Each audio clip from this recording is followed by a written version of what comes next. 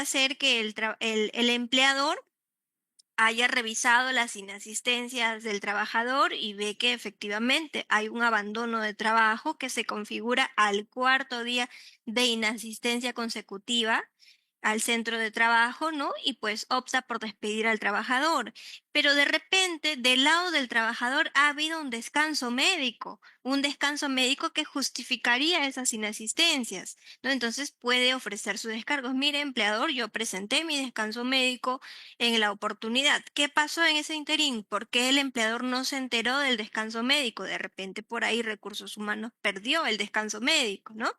Entonces, el despido va a ser válido en su justa medida siempre y cuando esté refrendado por las situaciones objetivas que comúnmente conocemos como faltas graves. Ahora, en tanto el despido se realice siguiendo el procedimiento que establece la ley, que conlleva el respeto del derecho de defensa, del derecho a la estabilidad laboral del trabajador, no habría problema. Pero si estamos en una figura caprichosa, en una figura en la cual el empleador ha actuado de manera arbitraria, se trata de un despido en el cual no le ha comunicado al trabajador las razones por las cuales está siendo despedido, o de repente le ha imputado alguna falta que en realidad el trabajador no ha cometido, o simplemente no le dice nada y le dice trabajas hasta hoy día nada más.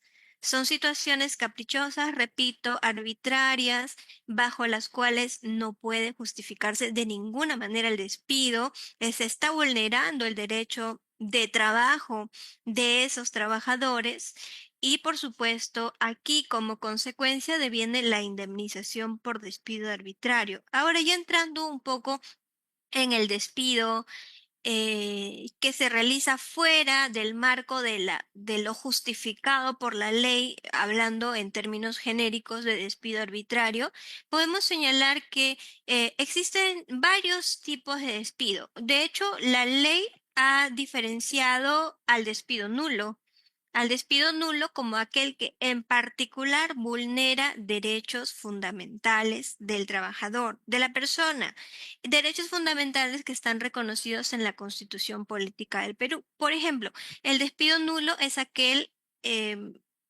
por el cual se despide a una trabajadora por estar en periodo de gestación, o es aquel que se despide a un trabajador por causa de su orientación sexual o por causa de su nacionalidad, de su idioma, de su religión. Cuestiones meramente personales que forman parte pues de derechos fundamentales. El despido nulo tiene como particularidad adicional que en caso de que el trabajador haya sido víctima de un despido nulo, puede solicitar la indemnización por despido arbitrario o en su defecto puede optar por la reposición al puesto de trabajo, por supuesto, vía judicial, ¿no? Otro tipo de despido tenemos el despido indirecto. Tenemos también el despido arbitrario propiamente dicho. Tenemos en estos dos casos, despido indirecto y despido arbitrario, tenemos como consecuencia la indemnización por despido arbitrario, a diferencia del despido nulo. Tenemos también por producto del intelecto judicial, ¿no? A nivel jurisprudencial se determinó la existencia de un despido incausado, de un despido fraudulento, los cuales, al igual que en el caso del despido nulo, dan la opción consecuente de que el trabajador pueda optar bien por una indemnización o bien por la reposición, porque se le devuelva, porque el juez ordene la reposición a su puesto de trabajo anterior. De estos tipos de despido vamos a hablar también el día de hoy. Pero para entrar en el asunto, vamos a señalar algo muy importante, y es que algunos trabajadores en nuestro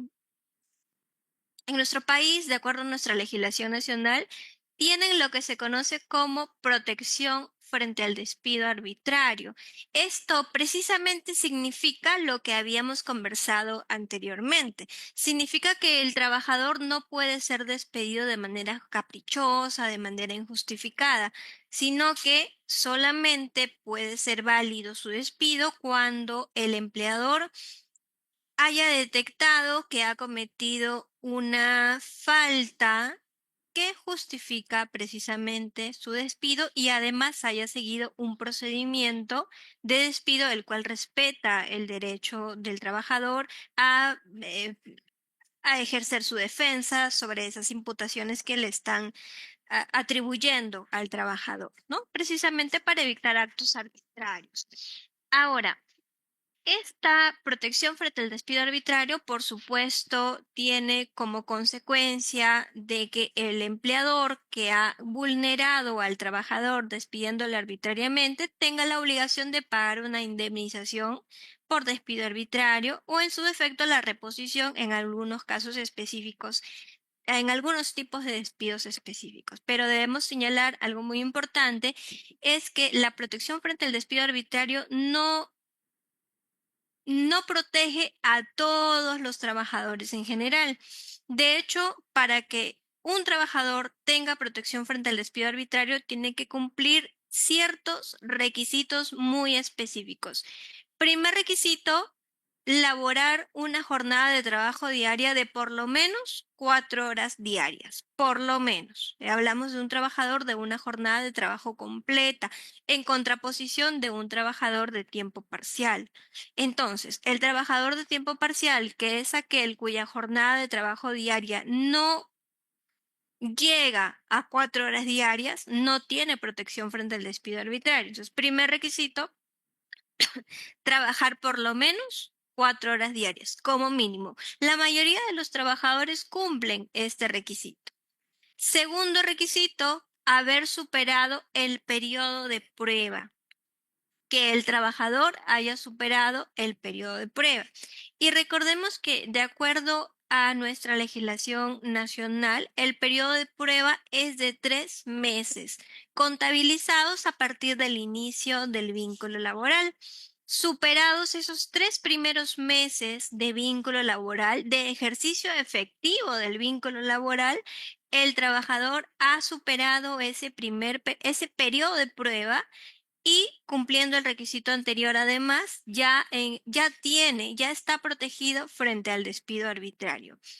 Valga la aclaración, antes de los 3 meses, mientras el trabajador se encuentra en periodo de prueba, todavía no tiene protección frente al despido arbitrario, lo que significa que el empleador sí lo puede desvincular, inclusive si no existe algún tipo de justificación, llámese una falta grave que pudiera justificar su despido.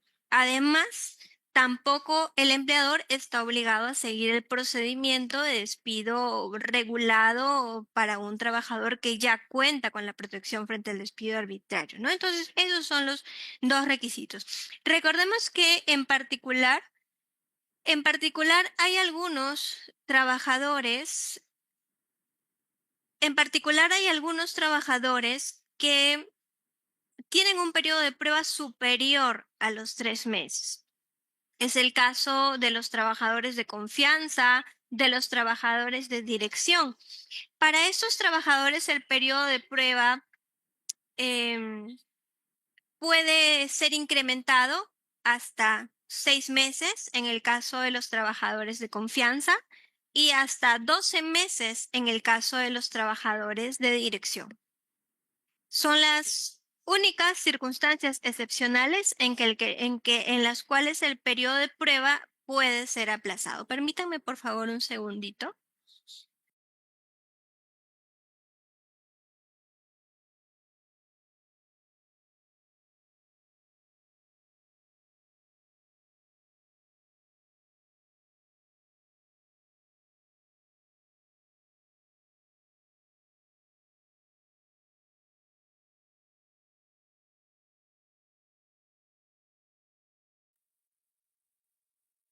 Muy bien, entonces dicho esto, la protección frente al despido arbitrario solamente va a proteger, valga la redundancia, a los trabajadores que cuenten con una jornada de trabajo diaria de por lo menos 4 horas y además hayan superado el periodo de prueba correspondiente, ya sea un periodo de prueba genérico de 3 meses o sea un periodo de prueba de 6 meses para los trabajadores de confianza o de 12 meses para los trabajadores de dirección o también en el caso particular de los trabajadores que desempeñan labores altamente especializadas.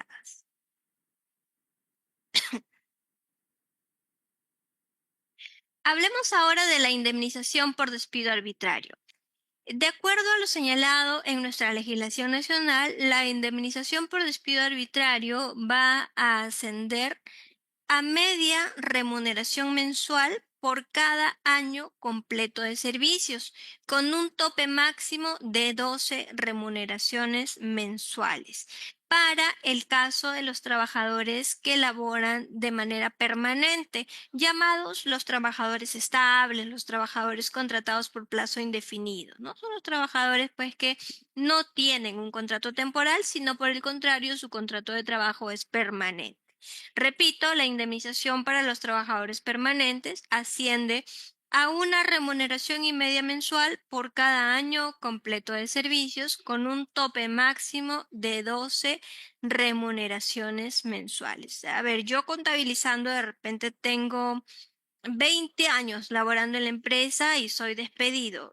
Por cada año me toca remuneración y media mensual. Yo pensaría, pues me toca 20 años de servicio, 20 remuneraciones, más media remuneración por cada año, 10, ¿no? 30 remuneraciones, no.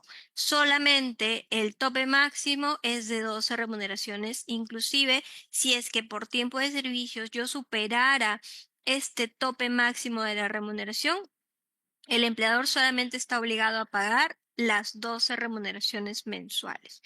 Ahora, podría ser el caso de que el trabajador ha laborado 4 años, 5 meses, 2 años, 6 meses, 3 años, un mes, 15 días, ¿no? Un mes y 15 días. En este caso, las fracciones de año y meses van a contabilizarse también de forma fraccionada para el cálculo de la indemnización por despido arbitrario, ¿no? En el caso de las fracciones de año, llámese meses, vamos a sacar el porcentaje en función de dosavos y cuando hablamos de días, fracciones de meses, vamos a calcular la indemnización en función de treintavos. Para el caso de un trabajador que, al contrario de lo anterior, tiene un contrato temporal, un contrato con un plazo fijo, llámese necesidad de mercado, contrato de obra o servicio específico, contrato de emergencia, ¿no? Contrato por inicio o incremento de actividad, contrato de suplencia, cualquiera de las modalidades temporales que existen en nuestra legislación nacional para contratar a un trabajador de forma temporal. También estos trabajadores tienen indemnización frente al despido arbitrario. También tienen la posibilidad de solicitar su reposición en caso hubieran sido vulnerados bajo algún tipo de despido que diera lugar como consecuencia a la reposición. Hablamos de un despido nulo, de un despido fraudulento de repente, ¿no? Entonces, pero para esos trabajadores la indemnización por despido arbitrario va a tener una acotación distinta a la anterior. La indemnización aquí la vamos a calcular en función de remuneración y media mensual por cada mes que el trabajador ha dejado de laborar hasta el vencimiento del contrato con un límite máximo de 12 remuneraciones también. Entonces, supongamos que el trabajador ha tenido pues un contrato de un contrato de 6 meses, ¿no? Y una vez superado el periodo de prueba, al cuarto mes, el trabajador ha sido despedido de forma arbitraria. Entonces, la indemnización aquí se calcularía sobre esos 2 meses que faltan para que culmine ese contrato temporal, que recuerden era de 6 meses. Aquí tenemos un ejemplo. Un trabajador ha venido laborando en la empresa ABC durante 2 años. Su último contrato vence el 31 de diciembre. Su empleador decide culminar su contrato el 31 de agosto, siendo la última remuneración de 2.000 soles. ¿Cuánto es la indemnización por despido arbitrario? El contrato terminaba en diciembre y finaliza en agosto, ¿no? Entonces, ¿cuántos meses falta de agosto a diciembre? Agosto, ¿no? Septiembre, octubre, noviembre, diciembre. Faltaban 4 meses. Entonces, la indemnización por despido arbitrario la vamos a calcular sobre la base de esos 4 meses. ¿Cuánto era la última remuneración? Era de 2.000 soles. Entonces, remuneración y media, 2.000 más media remuneración, 1.000, ¿no? Entonces, 3.000 soles, ¿no? 3.000 soles por esos 4 meses, ¿no? Entonces, el trabajador,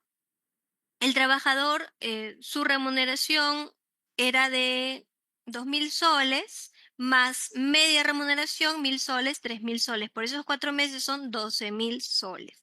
Es la indemnización por despido arbitrario de ese trabajador. Pero recuerden que hay un tope máximo, que son 12 remuneraciones mensuales. Entonces, y yo siempre debo tener como tope máximo ese monto. Entonces multiplico 12 por la última remuneración, que son 2.000, son 24.000 soles de tope máximo. Yo había calculado para este trabajador 12.000 soles. Estoy dentro del tope. Perfecto, entonces la indemnización es de 12.000 soles. ¿Qué hubiera pasado si yo hubiera calculado una indemnización por despido arbitrario de 30.000 soles, cuando el tope máximo me resulta 24.000? Entonces, hay 6.000 soles de diferencia que el empleador no estará obligado a pagar. Muy importante. Tenemos un ejemplo también en la indemnización por despido arbitrario de un trabajador permanente. Hablamos de un trabajador que ha venido laborando en la empresa ABC durante 10 años y la última remuneración es de 3.000 soles. ¿Cuánto le correspondería por indemnización por despido arbitrario? Recuerden que un trabajador permanente recibe una remuneración y media por cada año de servicio. Son 10 años, ¿no? Entonces, remuneración y media por 10 años de servicio. 3.000 más media remuneración, 4.500, ¿no? 4.500. 4.500 por 10 años de servicio, ¿no? Entonces, 4.500 por 10 años, su remuneración, su indemnización por despido arbitrario será 45.000 soles. Pero tenemos que recordar el tope máximo, que son 12 remuneraciones mensuales. Entonces vamos a calcular el tope. Si estamos por debajo o igual al tope, ahí nos quedamos. Si estamos por encima, nos ceñimos simplemente al tope, y el monto diferencial ya no es obligación del empleador pagarlo. Entonces, 3.000 soles por 12 es 36.000 soles, el tope máximo de la indemnización. Yo había calculado para este trabajador en particular 45.000 soles. Hay una gran diferencia. Sí, me parece que son 9.000 soles de diferencia, ¿no? Que, bueno, por norma, el empleador ya no está obligado a pagar, ¿no? El empleador simplemente queda en la obligación de pagar el tope máximo, que en este caso equivale a 36.000 soles de 12 remuneraciones ordinarias mensuales para el trabajador. La indemnización por despido arbitrario va a ser distinta en el caso de las empresas que estén registradas en el REMIPE. Recuerden que el REMIPE es el registro de la micro y pequeña empresa, que para efectos laborales nos ofrece un régimen especial, el cual simplifica, disminuye, reduce las obligaciones de los empleadores para con sus trabajadores. Así, por ejemplo, las vacaciones, que en un régimen general son de 30 días, en el REMIPE será de 15 días. Las gratificaciones, que en el régimen general ascienden a una remuneración mensual, en el REMIPE para la pequeña empresa serán de 15 días. y en la microempresa no existe la obligación de pagar gratificaciones. Entonces, las obligaciones que el empleador tiene que pagar a su trabajador bajo el REMIPE son bastante menos, em, bastante más simplificadas, bastante reducidas en comparación del régimen general. Lo mismo es el caso de la indemnización por despido arbitrario. Si hablamos de una microempresa, que es aquella cuyo volumen de ventas anuales no supera las 150 UITs, el importe de la indemnización por despido arbitrario va a ser equivalente a 10 remuneraciones diarias por cada año completo de servicios, con un con un monto máximo de 90 remuneraciones diarias. Y en el caso de la pequeña empresa, el importe de su indemnización por despido arbitrario va a ser un poquito más. Ya no va a ser de 10, sino de 20 remuneraciones diarias por cada año completo de servicios, con un tope máximo de 120 remuneraciones diarias. En el caso anterior de la microempresa era el tope 90 remuneraciones diarias. Para la pequeña empresa son 120 remuneraciones diarias. El caso de la indemnización por despido arbitrario para el REMIPE lo vamos a encontrar en el Decreto Supremo 013-2013 Produce, que regula pues las disposiciones pertinentes de las empresas adscritas al régimen laboral especial de la micro y pequeña empresa, mientras que la indemnización por despido arbitrario para empresas del régimen general o de repente regímenes especiales que para estos efectos nos deriven a la indemnización por despido arbitrario general, la vamos a encontrar en el Decreto Supremo 0397-TR, más conocido como el 728, que es la norma general, ¿no? Y su reglamento aprobado por el Decreto Supremo 0196-TR. Vamos a ver a continuación cuáles son estas circunstancias a las cuales habíamos hecho referencia inicialmente que justifican el despido de un trabajador. De hecho, em, la ley peruana ha clasificado a las causas que justifican el despido como aquellas causas relacionadas con la capacidad del trabajador y aquellas causas relacionadas con la conducta del trabajador. Dentro de las primeras, aquellas relacionadas con la capacidad están referidas a la salud del trabajador, están referidas a la capacidad física, a la capacidad intelectual, mental del trabajador, mientras que las segundas están relacionadas precisamente a la conducta, a la acción o inacción del trabajador de manera voluntariosa, de manera eh, una accionar pensado, podemos decirlo doloso, con conocimiento de causa, ¿no? En cambio, las primeras, por ejemplo, tenemos el detrimento de la salud física o mental o la ineptitud sobrevenida.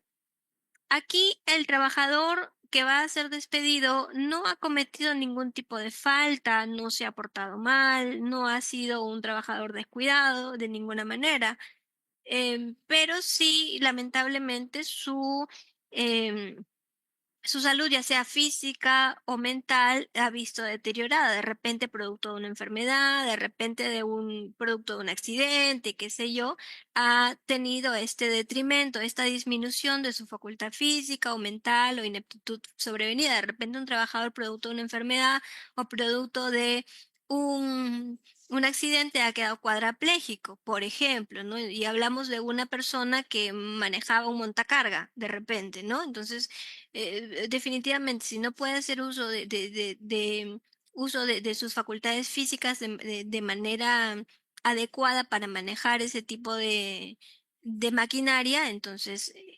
no va a poder continuar con el puesto para el cual ha sido contratado. De hecho, dentro del procedimiento, el empleador tiene la obligación de tomar algunas medidas previas al despido del trabajador. Por ejemplo, si el trabajador víctima de un accidente o alguna enfermedad no pudiera continuar realizando la labor para la cual ha sido contratado, por ejemplo, el manejo de este montacargas, el empleador tiene la obligación de cambiarlo de puesto de trabajo hacia algún otro puesto que sí pueda desempeñar, ¿no? De repente ya no podrá tener la misma destreza para operar un montacargas, pero sí alguna otra actividad. De repente un trabajador que ha perdido la vista, ¿no? Definitivamente ya no va a poder manejar esa maquinaria tan especial, pero podrá hacer otro tipo de actividades de repente más administrativas, ¿no? Aprendiendo a operar en lenguaje braille, los mismos programas de computadora tienen esta esta, este lenguaje que puede ayudarlos a desempeñar otro tipo de actividades. Pero si se trata de una disminución en su facultad física o mental completa, totalmente, que de hecho podríamos hablar de un trabajador que ha quedado en coma, podríamos hablar de un trabajador que ha quedado totalmente eh, imposibilitado de usar las extremidades, como por ejemplo un cuadrapléjico, ¿no? Podríamos hablar de un trabajador que ha perdido la razón y que no puede valerse por sí mismo, ¿no?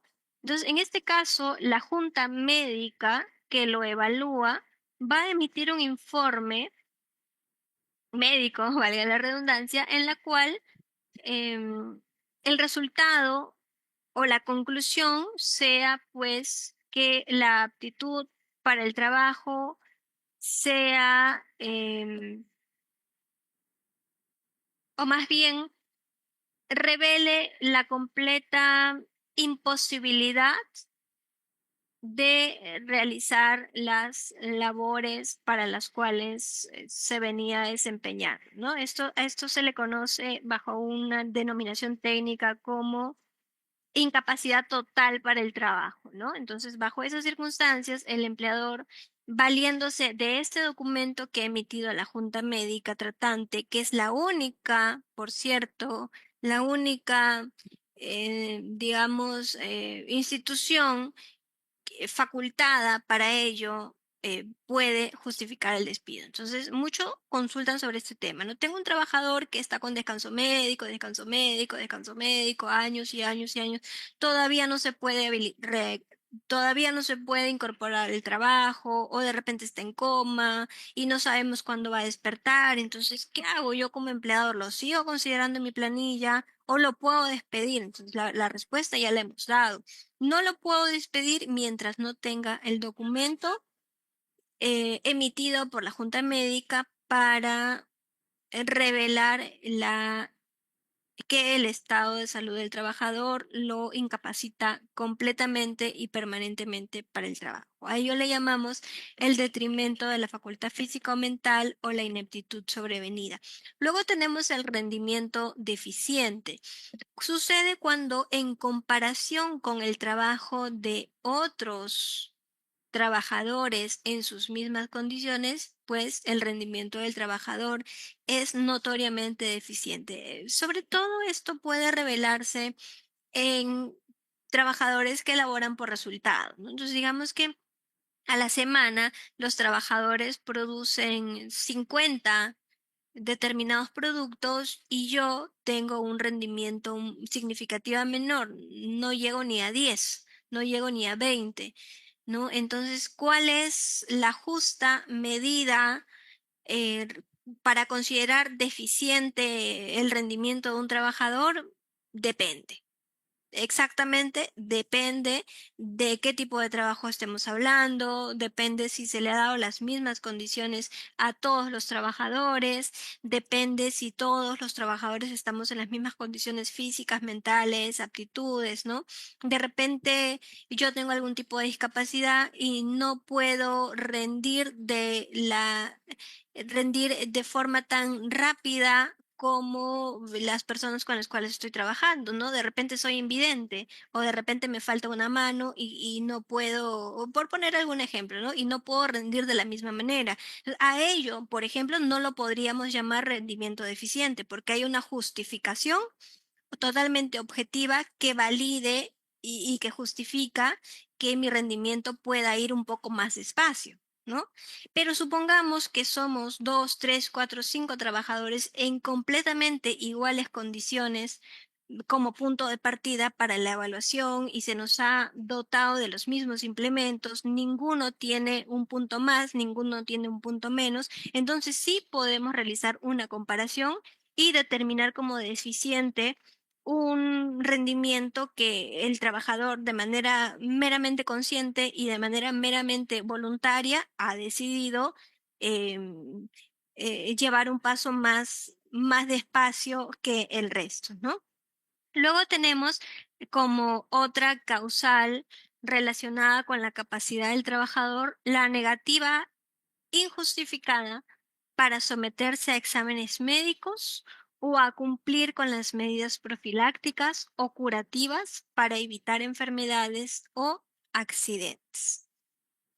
Esta causa que justifica el despido del trabajador de alguna manera respalda al empleador para, entre comillas, obligar al trabajador a someterse a los exámenes médicos ocupacionales. En realidad nadie puede ser obligado a hacer aquello que no quiere, ¿no? Pero recordemos que los exámenes médicos ocupacionales tienen una razón de ser muy importante, ¿no?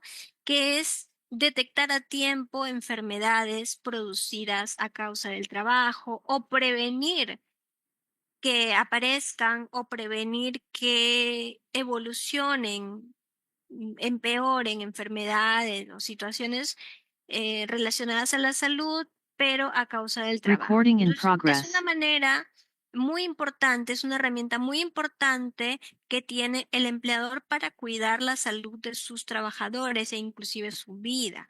Y el empleador está obligado a efectuar este cuidado. Entonces, una manera de ayudar al empleador a cuidar a, a sus trabajadores es obligarlos bajo esta posibilidad de despedirlos si es que no quieren cuidarse, ayudar al empleador a cuidarse bajo este tipo, o haciendo uso de los exámenes médicos, ¿no? Em, Ahora sí, entrando a las causas que justifican el despido relacionadas con la conducta del trabajador, tenemos la comisión de faltas graves, que son las más conocidas y que vamos a desarrollar, ¿no? Están enumeradas en el artículo 25 de la ley. Luego tenemos la condena penal por delito doloso que ocurre luego de un proceso judicial de naturaleza penal bajo la cual el trabajador ha sido condenado y esa condena ya se encuentra además ratificada en todos sus extremos, es decir, ya no hay ninguna posibilidad de apelar a una instancia superior. Ha sido ratificada en todos sus extremos, no hay posibilidad de ratificar. Y hablamos de un tipo de delito que se comete con mero conocimiento de causa, con mera voluntad. Hablamos de un delito doloso, ¿no? Es distinto es el caso de los delitos culposos, bajo los cuales se cometen sin voluntad, ¿no? Sin voluntad del trabajador, ¿no? Y luego tenemos por último la inhabilitación del trabajador. Algunas profesiones, la mayoría tal vez, requieren que los profesionales se encuentren registrados en un colegio profesional. Uno de los casos más conocidos es el colegio de abogados, ¿no? El colegio de abogados en distintas regiones.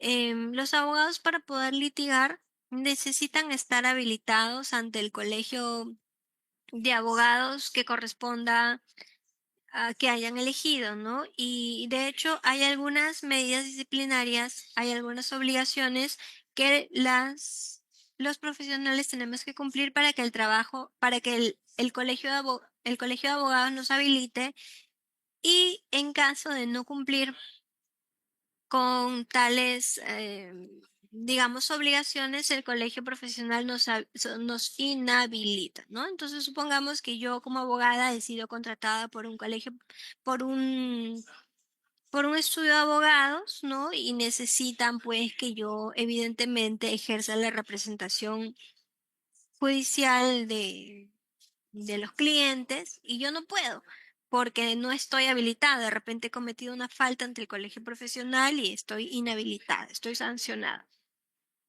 Poco he de servir para ese empleador, llámese estudio jurídico, porque yo no puedo ejercer como un abogado, ¿no?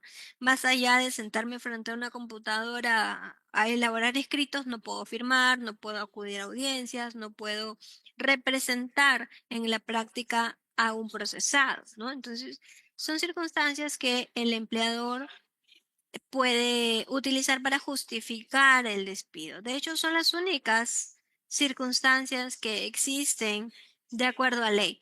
Más allá de esto, el empleador no puede crear mediante un reglamento interno de trabajo, mediante un convenio colectivo, el empleador no puede crear más causales que justifiquen el despido del trabajador. Solamente, repito, se justifica el despido del trabajador cuando han sido o han tenido como base alguna de las causales que la ley establece. Y recordemos que tenemos los artículos 23, 24 y 25 para del Decreto Supremo 03/97/TR para justificar el despido, ¿no? Aquí tenemos en estas diapositivas justamente lo que habíamos conversado respecto de las otras causales que justifican el despido, ¿no? Entremos a hablar un poquito más allá de las faltas graves que justifican el despido.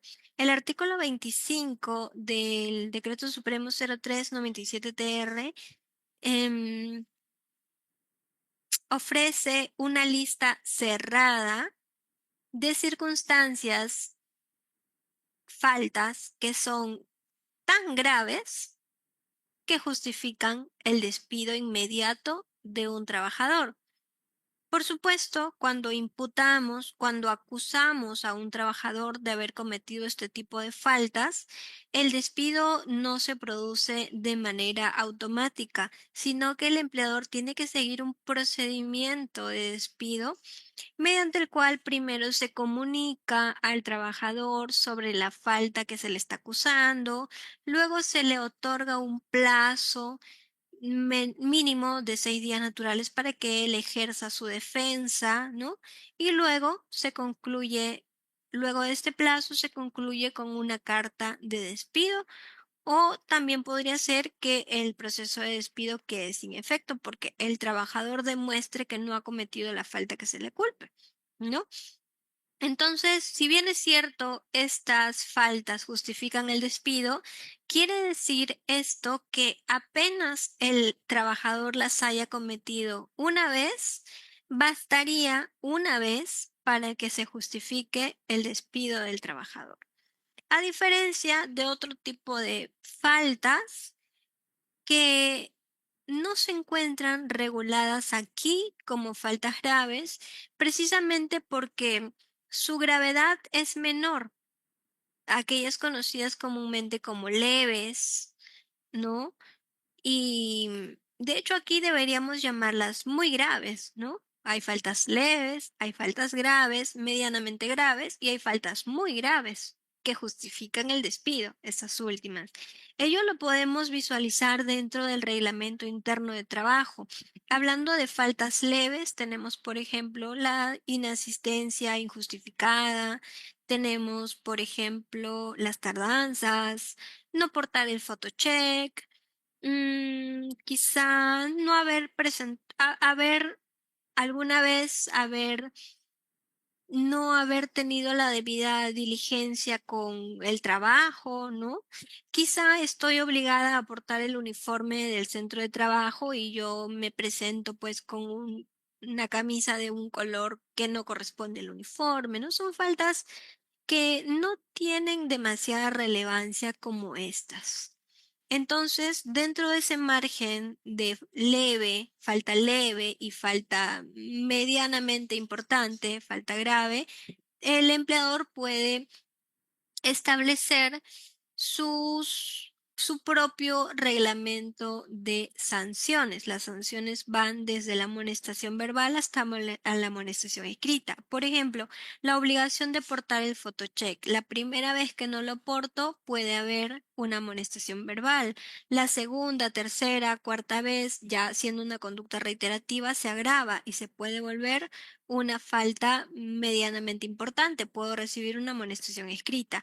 Pero si esta conducta se vuelve repetitiva y repetitiva y yo me muestro reacia, soy muy rebelde, no me da la gana de utilizar el photocheck, entonces ya aquí se convierte en una situación bastante grave porque ya podemos hablar de un incumplimiento del reglamento interno de trabajo o una reiterada resistencia a las órdenes relacionadas con las labores, ¿no?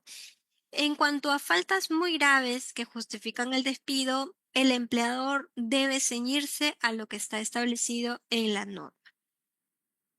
Importante también señalar que siempre que vamos a sancionar a un trabajador, debemos notificarle de manera previa cuál es la conducta sancionable. Eso es muy importante, ¿no? Digamos que en la empresa, el empleador tiene prohibido utilizar el color amarillo en la ropa. Y yo no lo sé, nunca me entregó reglamento interno de trabajo, yo no sé que está prohibido el amarillo, ¿no? Entonces me pongo amarillo. El empleador no me puede sancionar por esa situación porque nunca me lo comunicó. Distinto es el caso de que me hubiera indicado en un reglamento interno de trabajo desde el primer día que está prohibido el uso del color amarillo, quizás es el color de la competencia, no importan los motivos, ¿no? Está prohibido y la sanción va a ser, ¿no? Primer desacato, amonestación verbal. Tercer desacato, amonestación escrita y al quinto desacato de repente ya es una falta grave y puede dar lugar al despido, qué sé, ¿no? Son circunstancias que se deben evaluar en cada caso en particular. Vamos a hablar de las faltas que justifican el despido, que como lo indiqué, están detalladas explícitamente de manera muy literal, sin margen a agregar más faltas que al empleador se le pudieran ocurrir. Es el caso de las faltas que justifican el despido. Tenemos en primer lugar el incumplimiento de las obligaciones de trabajo que supone el quebrantamiento de la buena fe laboral. Por ejemplo, digamos que soy pues una persona que suele llegar tarde. Una tardanza, dos tardanzas, tres al mes no revisten mayor gravedad.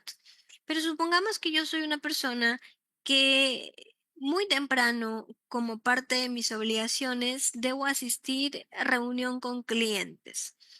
Y de hecho de mi desempeño en tales reuniones depende cierres de contratos, dependen situaciones muy importantes para la empresa. Y yo llego tarde y con esto perjudico a la empresa.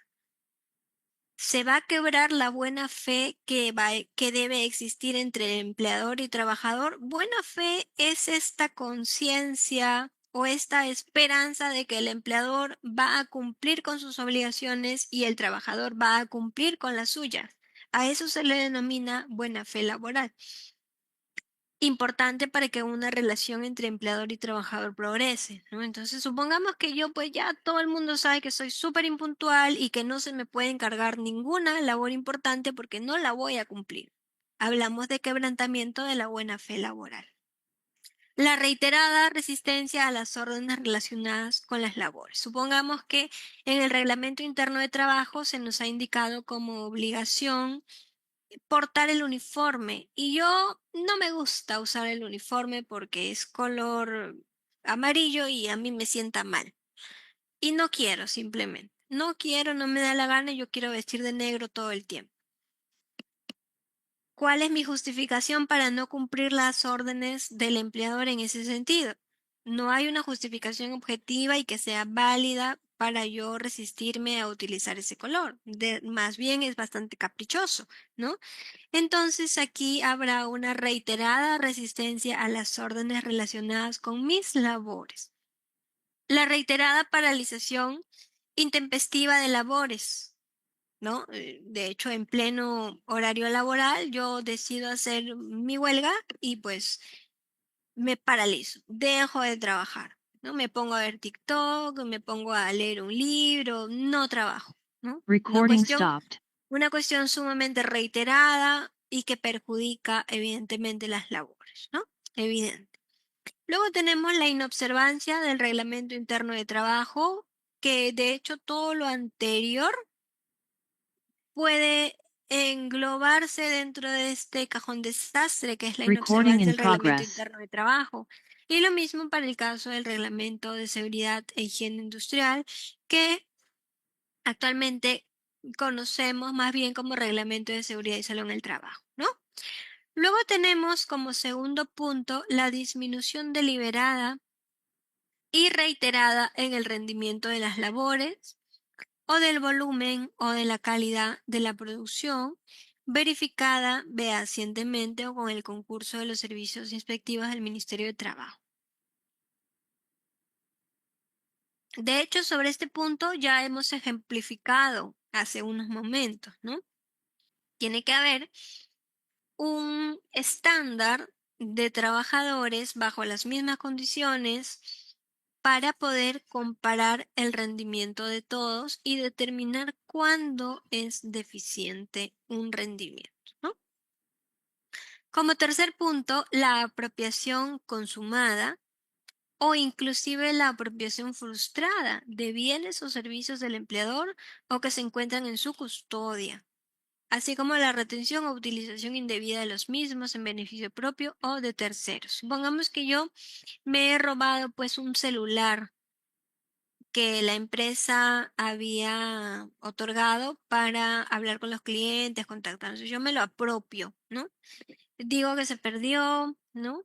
O de repente me estoy robando una laptop del empleador, ¿no? Y me encuentran en vigilancia, me encuentra que estoy llevándome laptop, estoy llevándome productos que vende el empleador o productos que tiene a disposición para los trabajadores.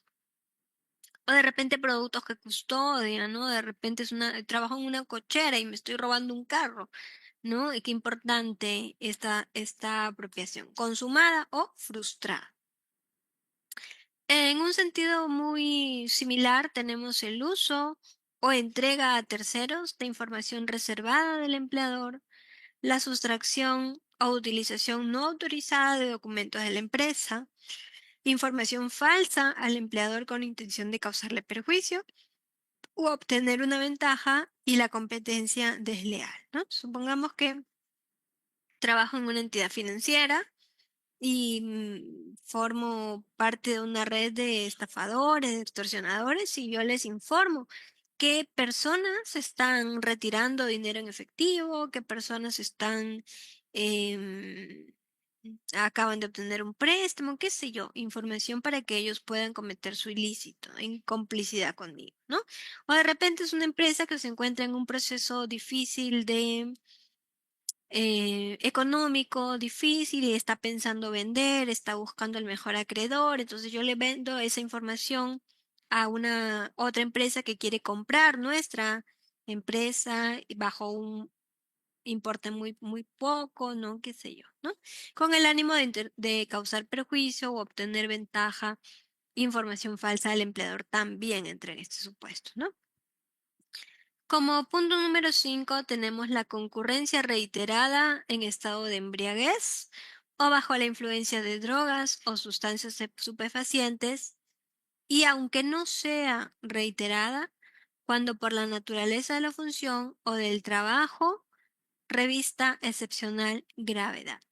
Vamos con lo primero, ¿no? La concurrencia reiterada. Digamos pues que soy una trabajadora que tengo la costumbre de que cada día yo salgo a almorzar, me tomo mis traguitos y regreso a la empresa ya con evidentes síntomas de embriaguez, ¿no?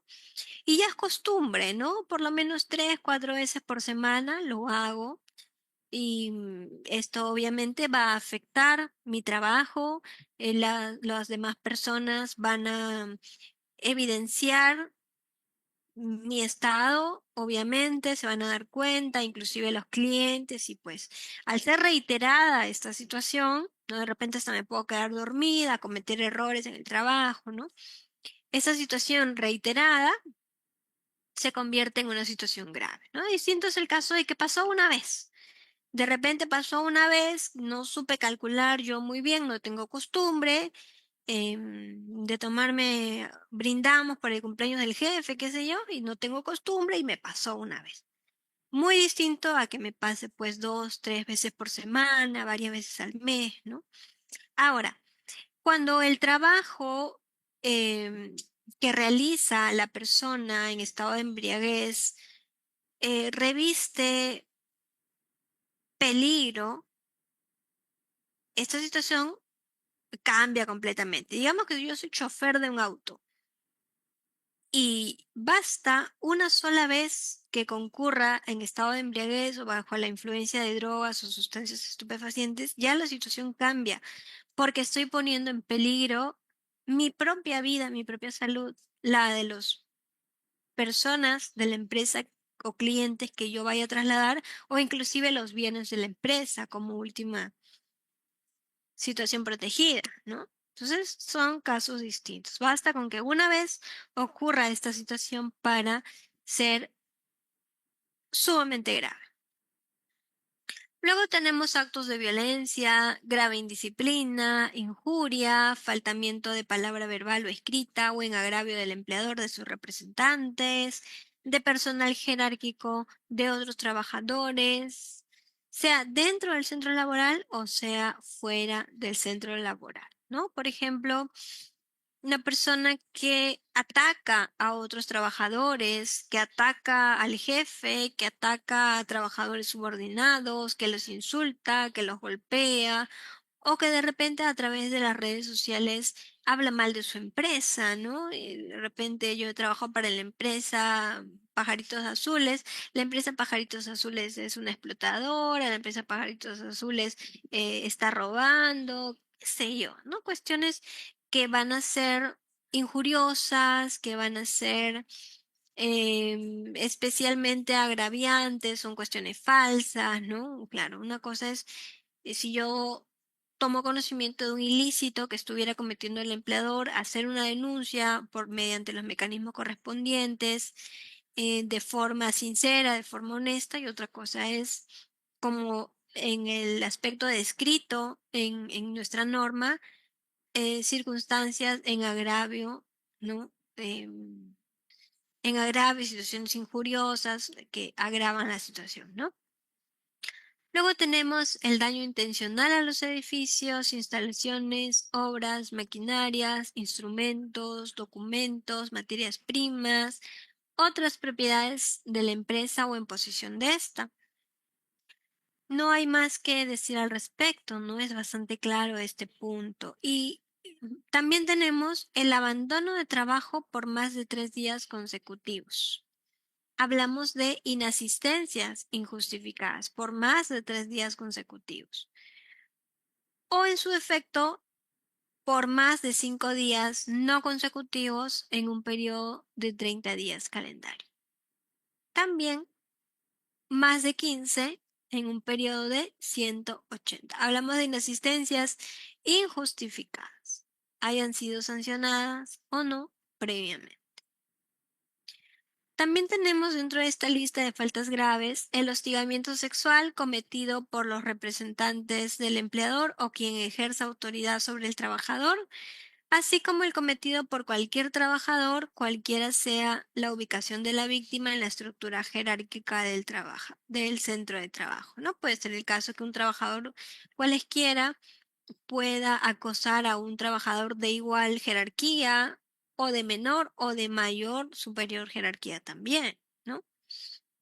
Ahora, el procedimiento para su validez señalábamos que tiene que justificarse en alguna de las circunstancias previstas en la norma, alguna de las circunstancias relacionadas a su conducta o relacionadas a su aptitud física, mental, ¿no? De cualquiera de las circunstancias que hemos visto precedentemente, pero también para hacer válido el despido debe seguirse un procedimiento muy específico que la propia ley establece. Este procedimiento inicia cuando el empleador toma conocimiento de la falta cometida por el trabajador. Casi de manera inmediata, el empleador debe iniciar el procedimiento de despido si es que es su deseo despedir al trabajador, ¿no? No debería pasar demasiado tiempo entre la fecha en que toma conocimiento de la falta y la fecha en que inicia el procedimiento de despido, porque si es que pasa demasiado tiempo, se presume que el empleador perdona la falta. Supongamos que el empleador toma conocimiento en el año 2023 que ese trabajador acosó a una trabajadora, robó bienes de la empresa, vendió información falsa, un montón de faltas que justificaban cada una de ellas su despido. 2023, ¿no? 2023. Tomó conocimiento, pero se hizo loco, pues no quiso hacerse problemas, no quiso renegar, se hizo loco. 2025. Ahora quien es víctima del trabajador ya no es solo otros trabajadores, sino el propio empleador. Lo quiere despedir. ¿Lo podrá hacer por las causas del 2023? Ya no, porque ha pasado demasiado tiempo entre la fecha en que tomó conocimiento de la falta y la fecha en que quiere iniciar las acciones. A ello le conocemos como principio de inmediatez. Debe ser lo más inmediatamente posible entre la fecha en que toma conocimiento de la falta y la fecha en que inicia el procedimiento de despido. Ahora, el procedimiento de despido inicia comunicándole al trabajador cuáles son las faltas que se le están acusando. Esta comunicación se realiza mediante un documento que se denomina carta de imputación de cargos, comúnmente conocida como carta de preaviso. Una vez que el empleador da a conocer en esta carta de imputación de cargos, da a conocer al trabajador cuáles son las circunstancias, llámese faltas que se le están acusando, debe darle 6 días naturales para que el trabajador efectúe sus descargos.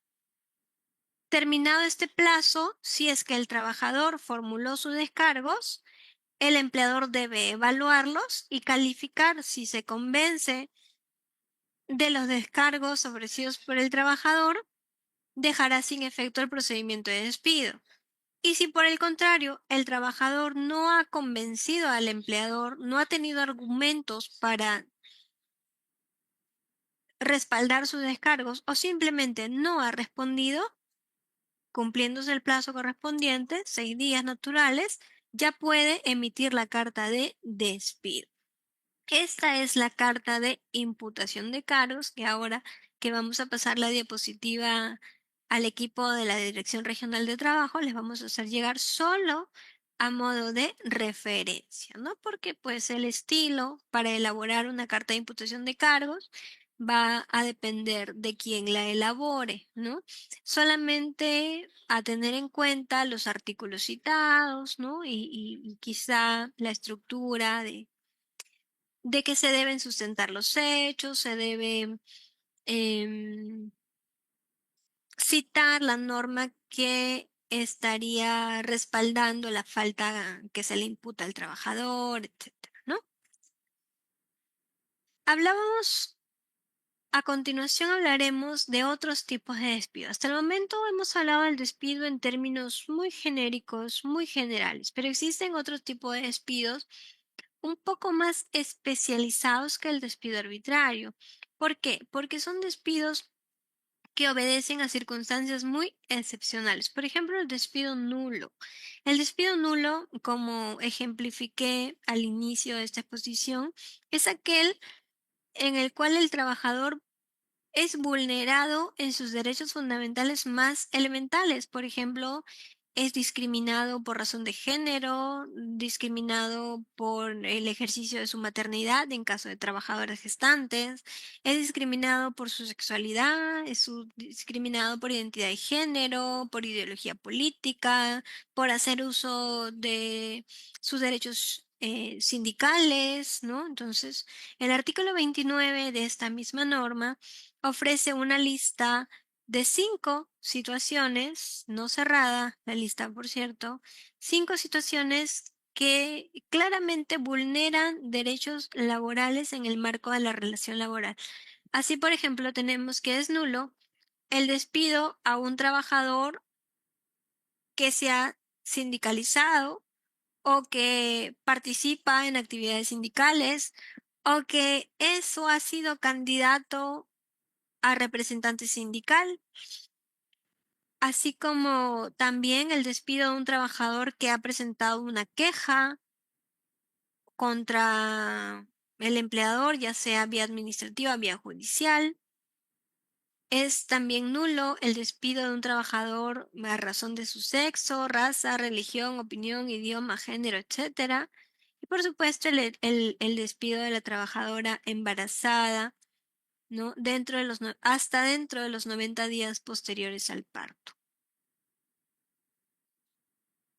El despido nulo tiene como consecuencia la posibilidad de que el trabajador que acciona judicialmente la nulidad de este despido pueda solicitar o bien la indemnización o bien la reposición al puesto de trabajo. Pero la acción judicial, que es la que nos da la posibilidad de elegir entre cualquiera de estas dos alternativas resarcitorias, se debe efectuar dentro del plazo de 30 días naturales contados desde la fecha de despido.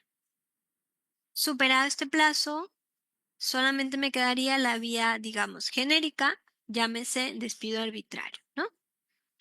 Luego tenemos al despido indirecto. El despido indirecto es aquel bajo el cual se produce sin que el empleador em, comunique directamente el despido.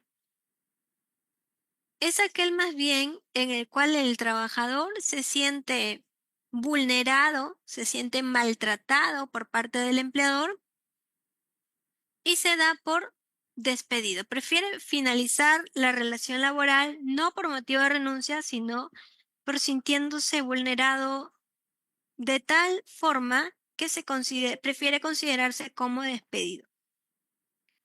El artículo 30 de nuestra norma, Decreto Supremo 0397-TR, señala que son actos hostiles que justifican que el trabajador se dé mejor por despedido. Primero, la falta de pago de la remuneración del trabajador en la oportunidad correspondiente. Segundo, la reducción inmotivada de la remuneración a la categoría. Tercero, el traslado del trabajador a un lugar distinto al que habitualmente preste servicios, con el propósito de ocasionarle perjuicio. Por supuesto, en estos tres últimos supuestos hablamos de decisiones del empleador tomadas de manera caprichosa. Tomadas de manera caprichosa, injustificada, de manera voluntariamente, de manera en la que voluntariamente busca ocasionar perjuicio al trabajador, ¿no? También tenemos al empleador que inobserva medidas de higiene y seguridad que puedan afectar o poner en riesgo la vida y la salud del trabajador, los actos de violencia o falta grave en agravio del trabajador o de su familia, actos de discriminación por razón de sexo, raza, religión, opinión o idioma, los actos contra la moral, el hostigamiento sexual y todos aquellos que constituyen actitudes deshonestas o que afecten la dignidad del trabajador. Son situaciones bajo las cuales el empleador mismo es quien vulnera al trabajador. Digamos, un empleador pues que acosa sexualmente a una trabajadora. Entonces, qué mejor que la trabajadora pueda darse por despedida por ese motivo, ¿no? Finaliza el vínculo laboral y solicito una indemnización por despido arbitrario como único resarcimiento. En el caso del despido indirecto, solo da lugar a un resarcimiento en como una indemnización por despido arbitrario, ¿no? A diferencia del despido nulo, que nos da la posibilidad de solicitar o bien la indemnización por despido arbitrario o bien la reposición en nuestro puesto de trabajo. El despido indirecto solamente da lugar a solicitar la indemnización. Luego tenemos el despido incausado, que es aquel en el cual el despido se efectúa, puede ser de manera verbal o de manera escrita, pero sin expresión de causa. Por ejemplo, el empleador me dice, solamente vas a trabajar hasta el viernes. No me da una razón ni válida, ni fraudulenta, ni de ningún otro tipo, ¿no? Ese es el despido incausado, sin razón de causa alguna. El despido fraudulento es otro tipo de despido en el cual el empleador inventa supuestas faltas que, siendo cometidas por el trabajador, justificarían su despido. Por ejemplo, el empleador acusa al trabajador de haberse apropiado de bienes de la empresa, ¿no? Pero no lo prueba, lógicamente. Hablamos de una situación fraudulenta, una situación mentirosa, en la cual el trabajador inventa un pretexto, engaña para justificar el despido que pretende realizar, ¿no? Tanto en el caso del despido incausado como el despido fraudulento, al igual que en el despido nulo, dan lugar a solicitar reposición o bien la indemnización por despido arbitrario.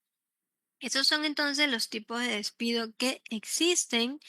Algunos dan lugar a la indemnización por despido arbitrario y otros dan lugar o bien a la indemnización por despido arbitrario o bien a la reposición judicial. Recuerden que la indemnización por despido arbitrario es equivalente a una remuneración y media ordinaria mensual por cada año de servicios, con un tope máximo de 12 remuneraciones para trabajadores permanentes, y para trabajadores temporales, esta indemnización se calcula por cada mes que el trabajador deja de laborar hasta el vencimiento del contrato.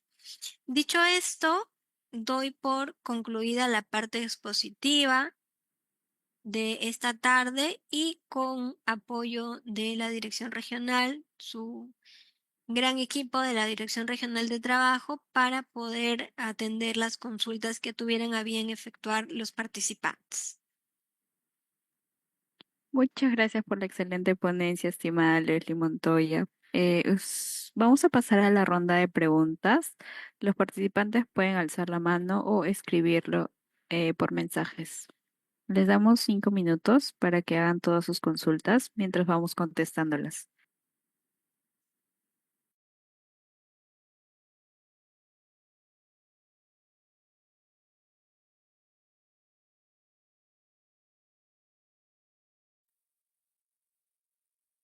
Adelante, Luis. Buenas tardes, agradecer a ustedes siempre por las capacitaciones y a la doctora, muy excelente la exposición. Doctora, por ejemplo, cuando usted habló justamente de disminuir pues la capacidad, por ejemplo, que se rendía. En mi caso mío, yo por ejemplo tuve dos accidentes laborales, lo cual pues, bueno, me han cambiado y también ha bajado un poco mi rendimiento, ya que nosotros realizamos, digamos, monitoreos o patrullajes al interior justamente de áreas. Eh, y he sentido un hostigamiento hasta querer a veces ver el tema de motivo de despido. Yo tendría alguna, digamos, algún amparo en esa situación porque ya el accidente laboral, pues a mí me ha dejado mal, ¿no? No, mi movilidad no es la misma. Y lo otro es una pregunta. El tema de prescripción se puede dar en un tema de violación comprobada a través de una violación de intimidad de un compañero a otro, porque yo también en ese caso hice una denuncia y salió que estaba prescrito por medio de mi institución, o sea, y como usted dijo, al tomar conocimiento automáticamente deberían hacer de conocimiento de causa, ¿no? Mi institución. En este caso, yo presenté un mes de octubre y recién lo había, perdón, un mes de septiembre y lo presentaron el mes de diciembre, me acuerdo.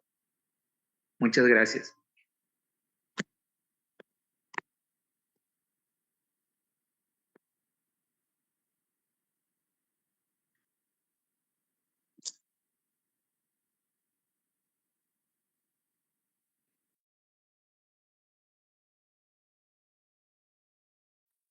Estimada Leslie, no se te escucha.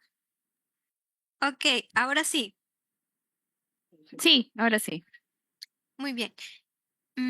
Usted, estimado, nos estaba comentando que ha sufrido un accidente laboral, el cual está un poco dificultando el manejo de sus labores, ¿no? Y esto pues el empleador lo está tomando de una manera negativa y usted se siente hostilizado. Entonces, bajo esta situación, ¿podría usted em, considerarse si el hostigamiento es constante, permanente? ¿Podría incluso considerarse como víctima de un despido indirecto? El despido indirecto es aquel en el cual el empleador precisamente comete acciones, am, comete o incurre en circunstancias que hacen sentir agraviado al trabajador, como en el caso en el que usted se viene sintiendo hostigado. ¿Habría aquí algún tipo de violencia? ¿Habría aquí algún tipo de faltamiento grave en su perjuicio? ¿Habría un tema de discriminación? Yo creo que esto podría encajar, ¿no? ¿Habrían actos que afecten contra su dignidad? Habría que evaluar qué circunstancias estarían, pues, ocurriendo. Por aquí tenemos, ¿no? Mire, actos de discriminación. Esta no es una lista cerrada. Actos de discriminación por razón de sexo, raza, religión, opinión, idioma. Pero aquí también entran actos de discriminación, por ejemplo, por razón de su estado de salud. Digamos que usted ha tenido pues algún tipo de discapacidad sobrevenida producto de ese accidente de trabajo, ¿no? Entonces, el hecho de que el empleador esté em, haciéndolo sentir hostigado porque su trabajo evidentemente no está siendo el de antes, sería cuestión de comunicarle al empleador de esta situación por la cual usted se siente fastidiado, vulnerado y solicitarle que tome las acciones correctivas. Una acción correctiva podría ser cambiarlo de puesto de trabajo a uno en el que se pueda desenvolver con mejor soltura ahora en las condiciones de salud en las que se encuentra, ¿no? Ahora, si es que el empleador hace caso omiso, no toma ninguna acción correctiva para que usted deje de sentirse vulnerado, puede darse como despedido producto de un despido indirecto. Tiene usted 30 días para judicialmente invocar el despido indirecto y lo más conveniente sería pues solicitar la indemnización por despido, ¿no? Por supuesto que tiene la opción de la reposición, pero dado que el perjuicio es latente desde la actitud del empleador, pues no sería lo conveniente, ya depende de usted, ¿no? Ahora, supongamos que en algún momento el empleador opte más bien por despedirlo, ¿no? Invocando un rendimiento deficiente. Aquí estaríamos ante un despido nulo, porque ese rendimiento deficiente en realidad no es tal, porque tiene una razón objetiva que justifica el rendimiento menor en comparación de otros trabajadores, ¿no? Entonces, cualquiera de los casos que se pudieran presentar o que usted pudiera decidir, es recomendable que tenga una asesoría particular. De repente acérquese al área de defensa gratuita donde hay patrocinio judicial gratuito, ¿no? En caso de que quisiera apoyo para que pueda usted iniciar acciones judiciales. Primer piso del Ministerio de Trabajo tenemos al área de patrocinio judicial gratuito. Vamos con una siguiente pregunta, por favor. Sí, claro, recalcarles que sus preguntas sean breves, por favor, para que la mayor cantidad de personas pueda participar. Sí, vamos con una Adelante, pregunta por persona, se adelante, lo voy a agradecer Margarita. mucho. Adelante. Margarita, Hola, ¿me escuchas? sí se escucha. ¿Qué tal? Mi pregunta es concisa. Usted habló sobre la indemnización por despido y ahí también se considera lo que vienen a ser las variables, horas extra, no sé, bonificaciones. La indemnización por despido arbitrario se calcula sobre la última remuneración ordinaria percibida por el trabajador. Esto es la remuneración básica más aquellos conceptos remunerativos que hubiera percibido el trabajador de manera regular dentro del semestre anterior, ¿no? Aquí vamos a utilizar lo establecido en la ley de CTS para el cálculo de remuneraciones ordinarias, ¿no? Entonces, sí, si hubiera una asignación familiar, si hubiera bonos, todos estos conceptos regulares, de repente también podamos tener conceptos periódicos, van a ingresar al cálculo de esa remuneración básica que el trabajador percibe para calcular la indemnización por despido arbitrario. Pero serían promedios, por ejemplo, de horas extra. Por supuesto que sí. Cuando hablamos de remuneraciones que se perciben por regularidad, tenemos que obtener el promedio de lo percibido durante el semestre anterior al mes en que calculamos la indemnización. Listo, gracias. Ok, y cuando hablamos de remuneraciones periódicas, esas remuneraciones ingresan en razón de un doceavo. Vamos con una siguiente pregunta. Sí, pasamos con una pregunta escrita que dice, ¿qué podemos hacer los empleadores si el trabajador se niega a pasar su examen médico de retiro? Los exámenes médicos de retiro son opcionales, no son obligatorios y no los podemos obligar. Así que basta con hacer firmar un acta donde quede constancia de que el trabajador no quiso pasar el examen médico de salida. Ya está, por si acaso. Pero dado que no son obligatorios los exámenes de salida, ¿no? Solamente en el caso de actividades de alto riesgo son obligatorios. Y bueno, realmente quien se ha de perjudicar por no pasar un examen médico de salida es el trabajador, porque el examen médico de salida me permite comparar el estado de salud del trabajador al momento de salir de la empresa con su estado de salud al ingreso. Entonces, supongamos que yo trabajo en una minera. Yo trabajo en mina en el socavón. Yo tuve un examen médico de ingreso a laborar esa empresa donde mis pulmones eran rosaditos, limpios, sanos. Durante el transcurso de los años que yo he trabajado, me han venido desarrollando exámenes médicos ocupacionales de manera periódica, ¿no? Ciertas, podrían evidenciarse ciertos cambios, evidentemente, ¿no? Y ahora, yo en mi examen médico de salida podría salir mis pulmones contaminados con sustancias químicas, con plomo, qué sé yo, ¿no? Sustancias químicas. Entonces, si yo tengo un examen médico de salida donde se revela que que mis pulmones han salido contaminados y los comparamos con mis exámenes de ingreso en los cuales mis pulmones eran limpios, evidentemente ha habido una contaminación producto del trabajo. Entonces, siendo responsable el empleador de cuidar mi salud, de garantizar mi salud, yo puedo demandar a ese trabajador, a ese empleador por irresponsable.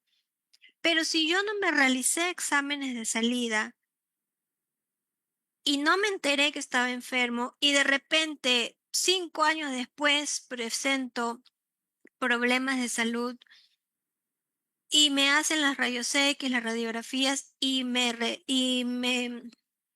descubro que mis pulmones están contaminados, yo lo primero que pensaré será, cuando yo trabajaba en la mina, ¿no? Pero el empleador dirá, tú saliste de aquí, pasaron 5 años y quién sabe dónde trabajaste y te habrás contaminado probablemente en esos 5 años. Y yo como trabajador no tendría cómo demostrar que me contaminé en ese trabajo y se podría presumir que yo me contaminé en otro lado. ¿Qué podría pasar? ¿No? Entonces, si es que los trabajadores tienen la posibilidad de efectuarse los exámenes médicos de salida, en tanto mejor, en buena hora. Pero si los empleadores, estando obligados a efectuar esos exámenes médicos de salida, firmar un acta con el trabajador en los cuales ellos dejan constancia de que fueron notificados, se les dio las facilidades para desarrollarse los exámenes pertinentes y que ellos no quisieron. Tampoco se les puede poner una pistola y obligarles a desarrollar esos exámenes. Imposible, ¿no? La misma norma lo dice. Y ya está. Eso es. Ok, Vamos con la siguiente. muchas gracias. Sí, seguimos con Carol.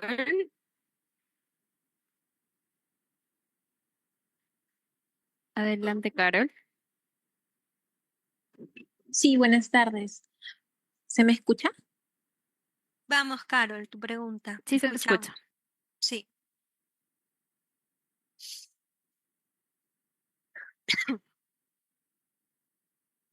Ya no te escuchamos. Contratados por salud, son subsidiados por salud. Si en caso el trabajador tuviese un diagnóstico como cáncer y ya no se le puede extender más de 340 días, ¿cuál sería el motivo a seguir subsidiándolo o sería despedido? Porque teniendo en cuenta de que es una contingencia de cáncer, o sea, no es que el descanso va a acabar, sino va a seguir continuando más de 340 días.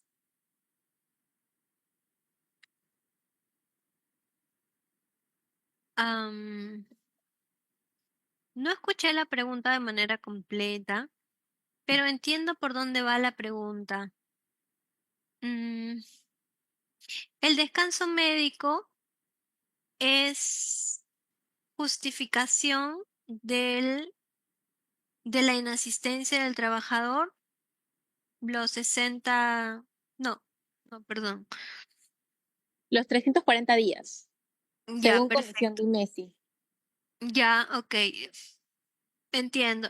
No, mejor repíteme tu pregunta porque más o menos entendí por dónde iba, pero mejor, por favor, Carol, repítela desde un inicio porque no te escuchamos. Sí, ¿ahora me escuchan? Sí, te escuchamos ahora, pero la Ya, primera ya, parte de tu pregunta no la pudimos escuchar. ya. Lo que sucede es que por Comisión de Messi solo se le puede otorgar al trabajador 340 días, que estos son subsidiados por salud. Pero al ser un diagnóstico, digamos, de tumor, el, el diagnóstico no va a terminar a los 340 días, obviamente que continúa. ¿Cómo serían esos casos donde ya no se puede ser subsidiado por salud? Entonces ya no hay un pago al trabajador y tampoco puede elaborar. ¿Cuál Entiendo. sería El este? trabajador se Ujú. encuentra bajo descanso médico, ¿cierto? El descanso Claro, médico justifica la inasistencia del trabajador, pero lo cierto es que hay un plazo máximo de días que salud subsidia. Superado ese plazo, el trabajador sigue con descanso médico, pero no hay subsidio de parte de salud. Y dado que no está trabajando, tampoco el empleador tiene obligación de pagarle remuneración, como es lógico. Entonces tenemos en nuestra planilla un trabajador que no está laborando, que no está recibiendo sueldo, que no recibe subsidio de salud y que está con descanso médico a pesar de no recibir subsidio. ¿no? Entonces, ¿qué hacemos con esta persona que está, digamos, ahí en una condición muy particular? No lo podemos despedir mientras no haya un informe final de una junta médica que indique que el trabajador tiene incapacidad permanente para el trabajo. Ese es el único documento Claro, que nos discúlpame, avalaría. la incapacidad permanente es hasta 340 días. Ya al superar los 340 días, ¿cuál sería la solución que se le podría dar al trabajador? Porque como bien dice, no puede elaborar y tampoco está siendo subsidiado porque ya pasó el tope que indica la Comisión de Enfermedad Temporal. Ya, hay una incapacidad temporal que tiene una fecha de inicio y una fecha de finalización. Ujú. A ella le puedes asignar el tiempo que el médico haya recomendado con el plazo máximo de los 340 días. Una vez superado esta incapacidad temporal, si el médico dijo se supera la incapacidad temporal, está apto para volver a trabajar, el trabajador tiene que reincorporarse. Claro, Digamos pero que el sí, trabajador todavía se siente ajá. enfermo y no viene a trabajar, pero ya el médico no le da descanso médico, no le da incapacidad temporal. Entonces aquí empezaría a contabilizarse los días de inasistencia injustificada. No, lo que pasa es que el médico indica que sigue con la incapacidad, pero ya no es posible subsidiar los días Ya. porque ya Hay que, superó el tope. entiendo, hay que diferenciar la incapacidad, el descanso médico o incapacidad, llámesele también, del subsidio. El descanso médico puede mantenerse en el tiempo hasta que el médico disponga, a pesar de que ya se superó el tiempo del subsidio. El subsidio tiene un límite bastante limitado. El descanso médico, en cambio, tiene como único límite lo que diga el médico tratante. Entonces, puede existir un lapso de tiempo en que tu trabajador, a pesar de estar con incapacidad, a pesar de estar con descanso médico, no reciba subsidio de salud y no tenga ingresos. Y tú como empleador, dado que no está trabajando para ti, efectivamente, no tienes obligación de pagarle remuneración. Entonces a ese trabajador lo único que puedes hacer es otorgarle una licencia sin goce de remuneraciones. Como te comentaba, no lo puedes despedir porque la incapacidad es temporal. Cuando hablamos de una incapacidad permanente, hablamos de un trabajador, de una persona que nunca más en su vida va a poder trabajar ni probablemente se pueda valer por sí mismo. Por ejemplo, un cuadrapléjico no va a poder trabajar. Una persona con algún grado muy fuerte de demencia no va a poder trabajar, ¿no? Y de repente, una persona, como en el caso que mencionaste, que en este momento está padeciendo el cáncer, en algún momento podría curarse y retornar a sus labores con tu empresa o con alguna otra. Ahí el médico no dará incapacidad permanente, ¿no? Salvo pues que el deterioro de su salud ya esté derivando al final de la vida, ¿no? Ya dependerá de lo que diga el médico. Entonces hay que diferenciar esto. Tenemos incapacidad temporal que en algún momento el trabajador va a retornar. Mientras el médico tratante no te diga esta incapacidad se volvió permanente, nunca más va a trabajar, tú no lo puedes finalizar el vínculo laboral. Entonces podrás tener años y años al trabajador bajo una licencia con goce de remuneraciones, sí, porque se justifica. El trabajador no puede retornar a laborar y tampoco tienes obligación de remunerarle. Ok, gracias. Seguimos Muy con bien. Carlos Rosario. Adelante, Carlos Rosario.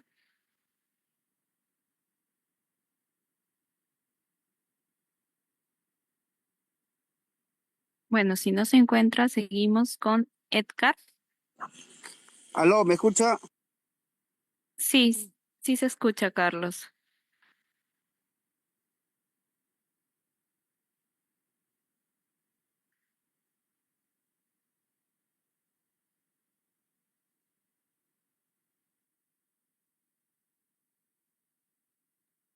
Seguimos con Edgar.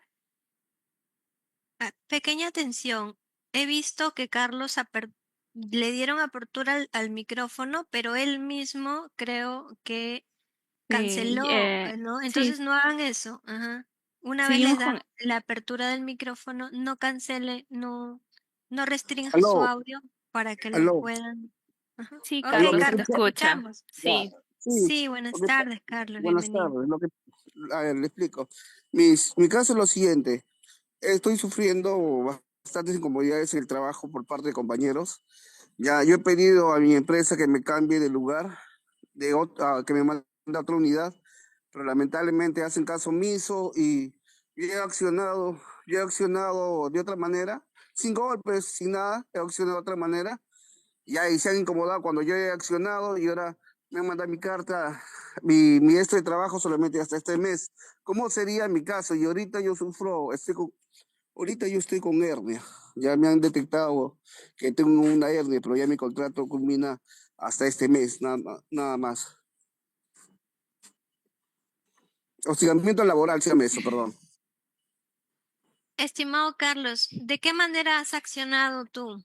¿De qué otra manera has accionado? Porque lo correcto hubiera sido tú que solicites pues el cese de la hostilidad por escrito y Yo si es he hecho que eso, hice eso. ya. Le expliqué El procedimiento es darle al coordinador de nosotros, una le vez, expliqué. Claro, yo estaba soportando ya. varias El veces que me he estado procedimiento hostigando. consiste, Me ha estado hostigando cada rato. Yo tuve que agarrar, tomar fotos y mandar a un grupo donde están varios gerentes, lo mandé y se incomodó, pero cuando él me ha estado molestando, hostigando, eso era para frenarlo, pero lamentablemente solamente me han mandado el contrato hasta este mes nada más, y yo avisándole y diciéndole a la empresa, ¿no? Que tengo este percance, ¿no? entiendo, Carlos. Tu Me caso es hicieron, muy particular. hicieron caso omiso. Entiendo, ¿Cómo Carlos. sería en ese caso, señorita? En este espacio, yo no podría darte una, digamos, opinión precisa sobre tu caso que tiene muchas aristas. Solamente te podría señalar que el cese de hostilidad se comunica por escrito, se solicita por escrito para el cese y en caso de que hubieran hecho caso omiso a tu empleador, tenías la vía judicial para solicitar el cese judicialmente o la indemnización por despido arbitrario en su caso. En caso de que tú no hayas efectuado Lo ese que voy a hacer procedimiento, es hayas optado. retirarme de mi trabajo. Carlos, yo te sugiero en todo caso que acudas al primer piso del Ministerio de Trabajo, al área de patrocinio judicial gratuito, para que puedan evaluar tu caso en particular con todas sus aristas. En este espacio yo no me puedo dar el tiempo ni tampoco tengo la facultad de darte una asesoría personalizada. Solamente te puedo hablar de manera bastante general sobre cómo era el correcto procedimiento que precisamente, ¿no? Si es que no te hicieron caso, tú tenías la vía judicial para poder accionar el cese de hostilidad o en su defecto el, el pago de la indemnización por despido arbitrario. Si actuaste de otra manera, quizá tomando justicia por tus manos, es das justificación para un despido o para la no renovación de tu contrato de manera pues bastante justificada, ¿no? Lamentablemente. Eh, Te sugiero que acudas al área de patrocinio judicial gratuito para que sea más personalizado la evaluación de tu caso. Vamos con una última consulta, estimada. Ok, vamos con Edgar.